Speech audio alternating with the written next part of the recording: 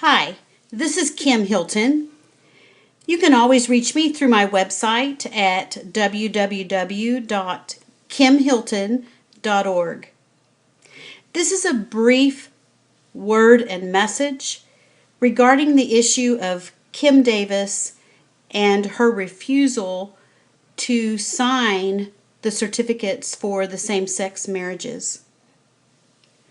The first thing that I want to say is that we are seeing all over the news that Kim Davis has been married 4 times, that she has obviously walked a very rugged road in her life. But what God has shown me is that Kim Davis represents us. We are sinners just like her. We are the alcoholics. We are the divorcees. We are the adulterers. We are the murderers. We are the cheats. We are the scandalers. We are the drunks. None of us are without sin. I think we all know that. But I think no one wants a bright light put inside of our closets where we have our skeletons hidden. Because I think one of the greatest fears for any person, especially Christians, is fear of their past. Fear of the mistakes that they've made and overcome. Fear of the mistakes that they have put at the cross of Jesus and been forgiven and have matured and grown, which we all should grow in our lives and overcome the many mistakes that we make. Because none of us want to be in the same place that we were years ago. So here we are with Kim Davis. She is an elected official, and she has made a choice that she does not want to sign same-sex marriage certificates. She has that right under the law to choose the religious exemption option. Under the law, the employer must make accommodation for the person to use the religious freedom option. All she asked for was that her name not be put on the certificate.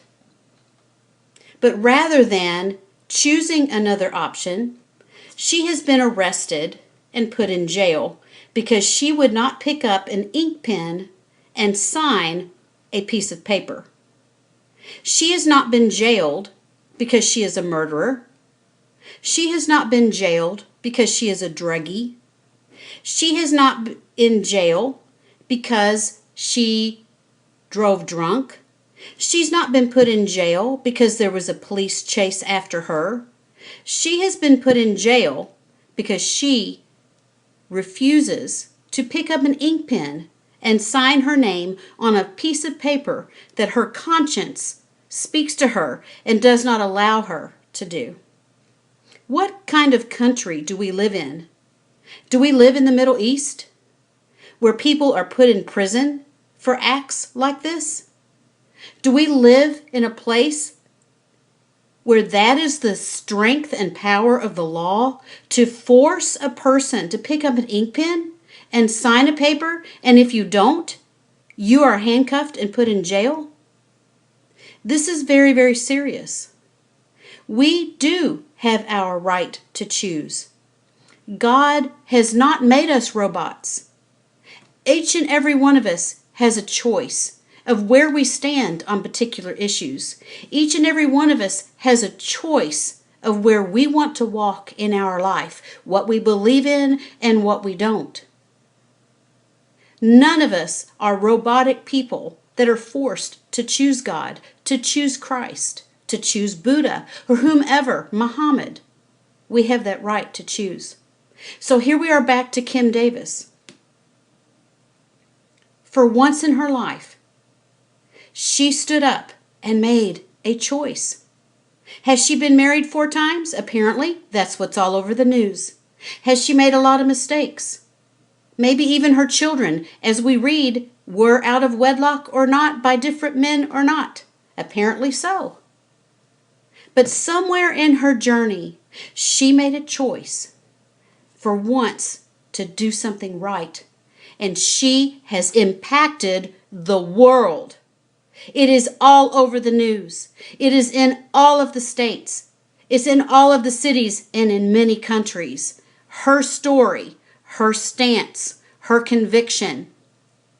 She is just like David in the Bible. A man who was a murderer. A man who was a conniver. A man who was an adulterer.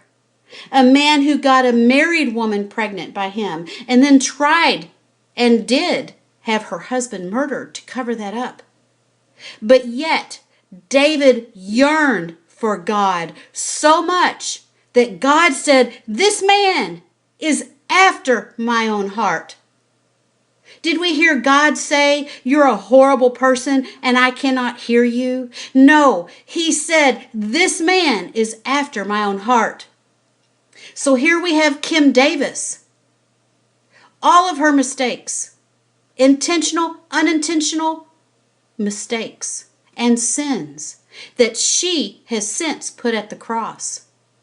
And somewhere in her journey, she said, "This is my line. This is my stand. This is my standard. I will not cross it." And she made an amazing decision that is shaking the world. She is impacting the world, and she does represent each and every one of us, each and every Christian. The ones that have a rugged past, the ones that have walked a rugged road, the ones that hold back and think, "My past is horrible. How can I be used?" And look at what she's done. And she right now, as I'm recording this, is sitting in a jail cell because she would not sign a piece of paper. But the true issue here is we must beg God for a drop, an ounce of her courage. God, give us that courage. Give us a piece of the courage that she took and she has, that made her stand against all of the cameras, against all of the cleaning and the digging in her closet, public shame that they're attempting to do to her. Give us that courage. Give us the courage to say, "No, I won't do that." Give us the courage to say, "No, thank you. That's not for me." Give us the courage to get up and walk away. But God, what I want to say today is this. It's more than just that. Give us the courage to say the full sentence. And the full sentence is, "No, I cannot. I am a Christian. No, I cannot do that because I am a Christian." That is the full sentence. Just like the three young boys, Shadrach, Meshach, and Abednego. They didn't just say no. They just didn't say, "No, thank you." They didn't just say, "I'll pass." They didn't just try to walk away. They said, "No, I cannot bow to anyone other than the true God." They made the full statement. They were put into the fiery furnace, but guess what? Most everyone knows the story. They look in and there's not just 3, there's 4. Those that were around the fire died. And they come out and they didn't even smell like smoke. That's what happens when we take that boldness. That's what happens when we say the full statement. Not just the no, not just the "excuse me, I'll step away." But when we have the courage, like Kim Davis, that says, "No, I cannot. I am a Christian." Pray for that courage. Pray for that level of obedience, regardless of your rugged road, regardless of the dirty past, regardless of the sins and mistakes. And people may point at them, and people may say, "Well, who are you?" It doesn't matter who you are. It matters whom you serve. It matters whom you represent. And it matters who is with you when you make that stand. I pray, God, right now that you give us that courage to say the full statement. Give us the courage to represent you. Give us a message. Give us a reason for the hope that's in us and to tell others. Help us to be ready when the microphone and the lights are glaring at us and the microphone is put in front of our face. Are you ready for your answer? Are you ready to speak? Don't be silent anymore. Give us that courage. May God be with her. Right now I pray in Jesus' name that you touch her in a mighty way. Just like Paul, who started many of his letters and ended some of his letters with the words, remember my chains. He was in prison, and we read his letters and we forget where he was when he wrote them. I pray right now that Kim Davis knows that people are with her, not just because it sounds good and it's an easy conversation, but that we be willing to have that same amount of courage. I pray, God, that you be with her and her past not haunt her, that she is free of that because one choice that she made, one time, she did it right. And it was huge, and it's rocking the world. And not only that, but it's waking up the dead Christians. Get up. Say the full sentence. I cannot. I am a Christian. You can always reach me through my website at kimhilton.org.